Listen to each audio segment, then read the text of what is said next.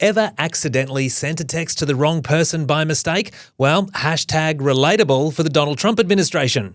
This just in, editor-in-chief of The Atlantic, Jeffrey Goldberg, says he was accidentally texted war plans. So let me get this straight. Trump officials included the editor-in-chief of The Atlantic, which is a US political magazine, in a group chat on the Signal messaging app about military operations in Yemen. The first on Saturday hit the capital Sana'a, reportedly targeting air defences and radar systems as well as missile and drone sites.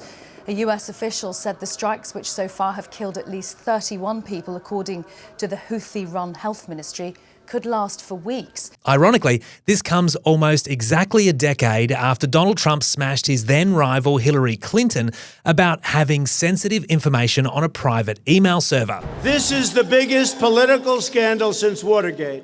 Hillary saw the irony today, taking to X to post, "You've got to be kidding me." So how did Trump deal with this astonishing security failure? I don't know anything about it. I'm not a big fan of The Atlantic.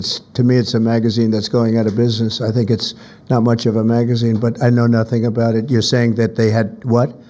Now, bagging The Atlantic is pretty standard for Trump, but not knowing about the incident, he's supposed to be the commander-in-chief. But I don't know anything about it. You're telling me about it for the first time. If you're wondering how this happened in the first place, it's probably worth noting who else was in this chat group. You have Defense Secretary Peter Hegseth, a former Fox News presenter, and Vice President J.D. Vance, a renowned dill. So, you know the old saying, if you pay peanuts, you get monkeys? Well, if you appoint clowns, you're going to end up with a clown show.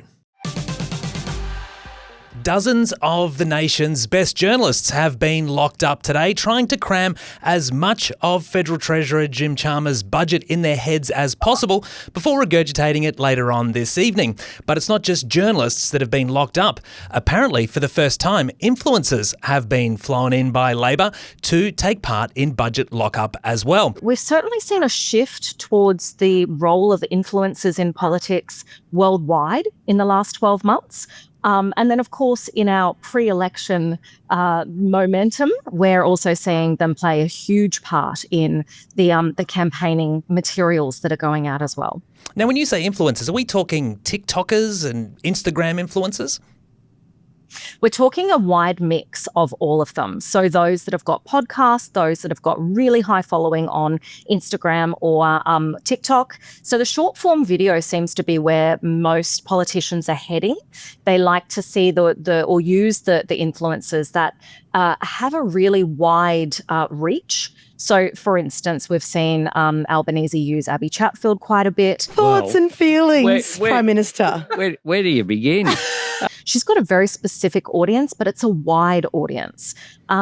Peter Dutton, similarly, has used Sam Frick. Heard you flew in. You fly in for this? I have. And again, huge audience, wide audience.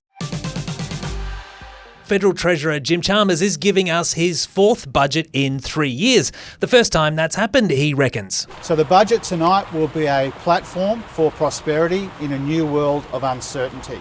Now, Matt, there has always been a theme to these federal budgets. What do you think it is this year? Well, apparently it's going to be a platform for prosperity. But something else that Anthony Albanese said, we unashamedly stand for workers.